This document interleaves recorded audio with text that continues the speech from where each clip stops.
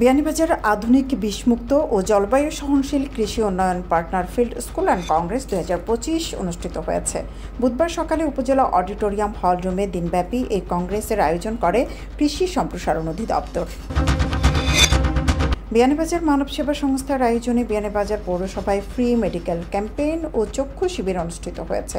বুধবার দিনব্যাপী পৌরসভার হলরুমে দরিদ্র অসহায় রোগীদের চিকিৎসা সেবা, ফ্রি চক্ষু শিবির, ব্লাড গ্রুপ নির্ণয় ও বিনামূল্যে চোখের ছানি অপারেশন কার্যক্রম অনুষ্ঠিত হয়।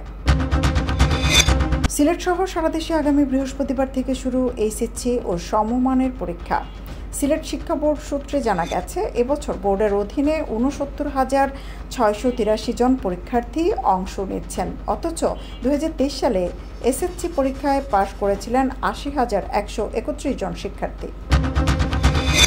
সিলেট বিভাগে করোনায় আক্রান্ত আরও ২ জন রোগী শনাক্ত হয়েছেন, আর ডেঙ্গু আক্রান্ত শনাক্ত হয়েছেন ১ জন। এ নিয়ে বিভাগে করোনায় ১৭ জন ও ডেঙ্গুতে আক্রান্ত ২৫ জন রোগী শনাক্ত হলেন। বুধবার সিলেট বিভাগীয় স্বাস্থ্য পরিচালকের কার্যালয়ে এ তথ্য নিশ্চিত করেছে। বড়লেখা উপজেলার উত্তর শাহবাজপুর সীমান্ত দিয়ে অবৈধভাবে বাংলাদেশে অনুপ্রবেশের সময় আটক ১২ জন রোহিঙ্গাকে রোহিঙ্গা ক্যাম্পে পাঠিয়েছে পুলিশ।